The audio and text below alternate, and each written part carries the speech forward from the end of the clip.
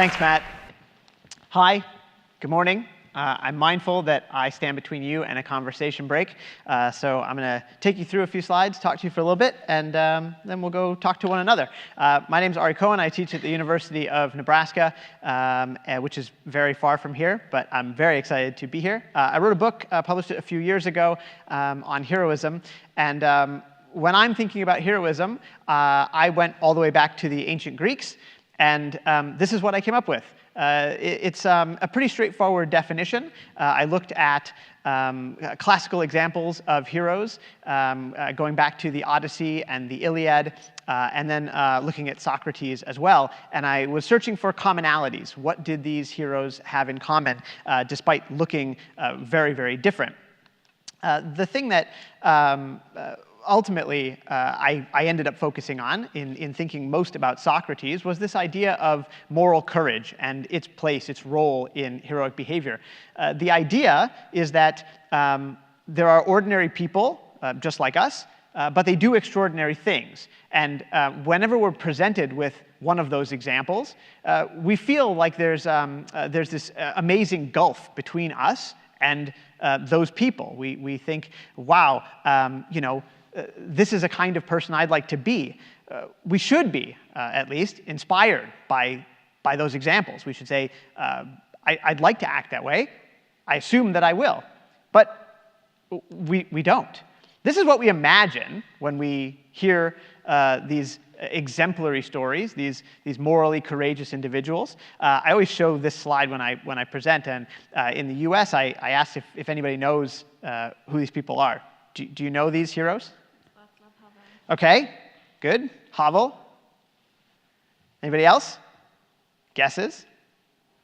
All right. So André and Magda Trocmé, who spearheaded a rescue effort in France during the Second World War, ended up rescuing, along with their village of Le Chambon, thousands of Jews, mostly children. And then down at the bottom, Ken Saro-Wiwa, a Nigerian poet, author, and environmental activist.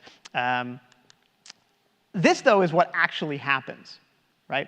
We think we're going to be one of these exemplars of moral courage. We never imagine that we're going to be someone who doesn't do something.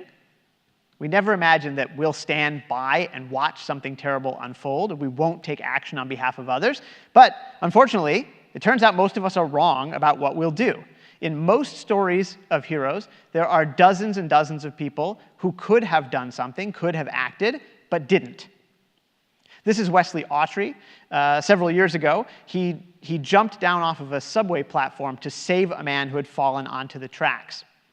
The train was coming, and he immediately made the decision, jumped down, ended up covering the other man with his own body, and the train came to a stop just over them, so close that it knocked the hat off of his head. When he did that, there were more than 70 other people standing around him who didn't do anything. The thing is, we all understand that there is this bystander problem, but when we hear about it, when we learn about it, when we think about it, we think that we're going to act differently. Nobody ever imagines themselves to be a bystander. We think, for example, that there's something particularly good about us, right? We're going to do the right thing. We know that about ourselves. The pull of the bystander effect, though, is incredibly strong, especially when you're confronted with a serious risk. So when we think about these exemplars of moral courage, of heroism, what should we learn? The first is those people, those heroes, have done something extraordinary. And no matter how much we believe that we would act the same way, we should understand most of us wouldn't. But those heroes are also ordinary people. There's nothing particularly special about them. They don't have powers that we don't have. They just found a way to break through the bystander effect. And that means we can do it if we practice. That's the big difference. I think these people are people who have had practice.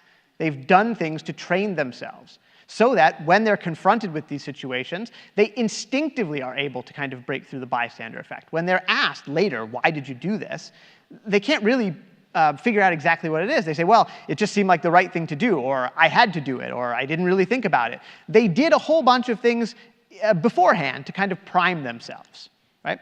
So I'm going to run through 4 things that you can do to prime yourselves. The first is have heroes. Pretty straightforward. Find some people, like, for example, the people I showed on that previous slide. Find people who've done amazing things. Learn about them. Read their biographies. Figure out why it is they did the things that they did. Matt has published these great illustrated guides if you're looking for a place to go for heroes. But you have to make sure that you have the right heroes, right?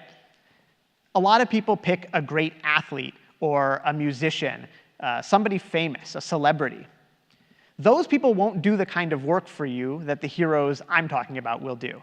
Right? You can learn all you want about sports superstars, but that's not going to help you save somebody's life. Right? It's not going to help you make a morally courageous decision when you're confronted with a situation of risk. Right? So, Oskar Schindler is probably a better bet than LeBron James. But you also have to be willing to concede that your hero is not perfect. Right? Schindler was an incredibly morally complex person. Right? He did great things that you see in Spielberg's film, but he also did things that were a bit more questionable. Yeah? Your hero doesn't have to be perfect. Nobody is. And if you're waiting for a perfect hero, you'll be disappointed. You have to allow yourself also to be a little uncomfortable. It can be uncomfortable to explain to other people who your heroes are, right? To pick maybe someone who people don't know a lot about, to tell people about it, and to also then concede that that person has flaws like everybody else. I like to put Matt up. He's not doing it today, unfortunately, but he often wears these bright orange pants. And I think that's a really good reminder of kind of the power of awkwardness. Matt loves it when I talk about him as being a powerful reminder of awkwardness. The thing is, there is something about those pants that makes him stand out, right? And if you're going to be someone who does the extraordinary thing, who breaks through the bystander effect, you have to have practice standing out. You have to have practice being someone who's okay with discomfort, because you're going to be doing something that everybody else around you is not prepared to do. You're going to stand out. The third thing is to expand your empathy. This sounds a lot more complicated than the first 2, but I think it's not, right? The idea is simply to notice the humanity in other people and to learn to respond to it. And you can start with small things and kind of build up from there. I always talk to people about cell phones as a great way to think about this. We're never thinking about other people. We're never responding to the humanity in people around us when we're on our phones. Right? We know this. We're much slower to react to what people say. We can't pick up on visual cues that people are giving to us. Often, we find out later that we haven't even heard what the person is saying to us. If somebody needs your help, there's no chance that you'll respond if you're just looking down at your device. It's very hard to put the device away. You know, I love, there's that pull of notifications, right? I'm really excited when my phone starts buzzing. And it's true for so many people. But there's a real virtue to kind of just putting it away and spending time with the people that you're around, right? Even if it's a room full of strangers. Because then you're picking up all of the things that they're sending out into the world. You're recognizing what it is they want, what it is they need, and you're starting to figure out how you could respond to it. The last thing is to do small, good things. There are lots of times where you can do something small to help somebody else. I always give 2 examples from my life. I have small children, and I sometimes take them with me when I go grocery shopping. And I put them in this shopping cart, and we go into the store, we fill it up, then back to the car to put everything away. And in Nebraska, it gets very, very cold in the winter, so I want to get them out of the cart and put them in the car and strap them in, and then put the groceries away.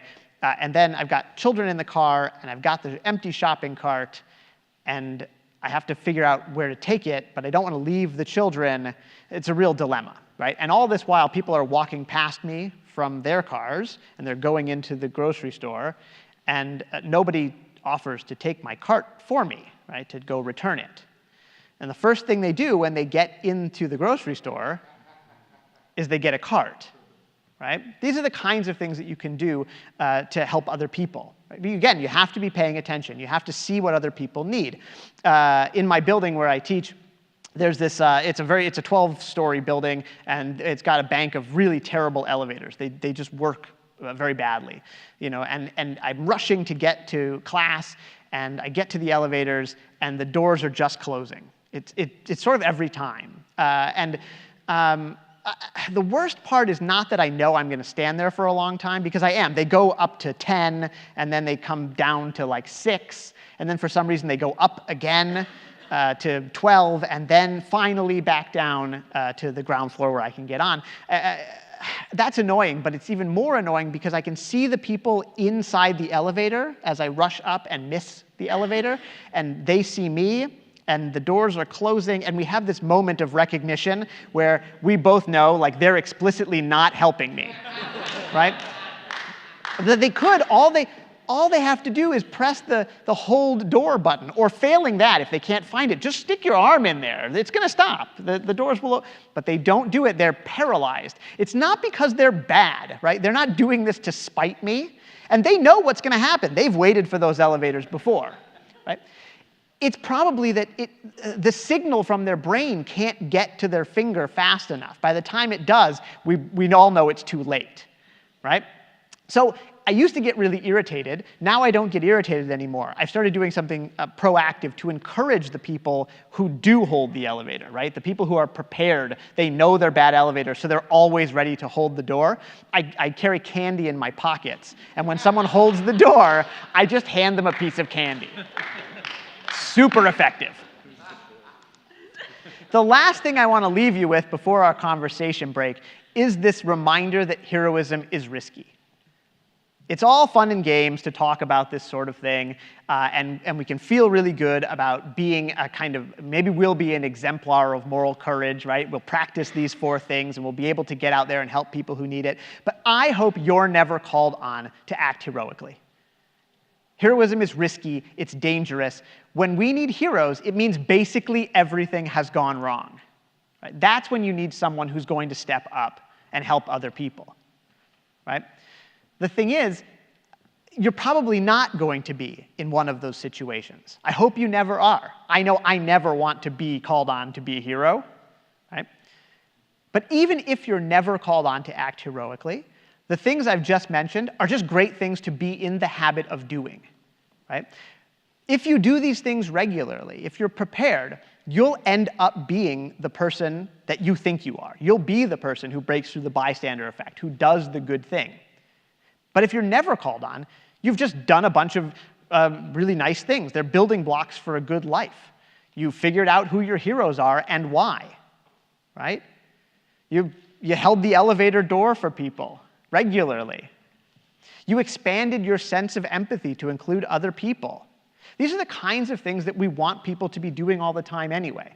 Right? So even if you're never called on to act heroically in a big way, you can do these small things that will just help you be the kind of person you want to be.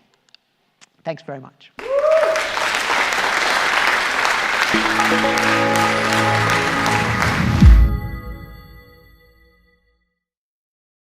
The Hero Roundtables are the global events that ask the question, what is a hero?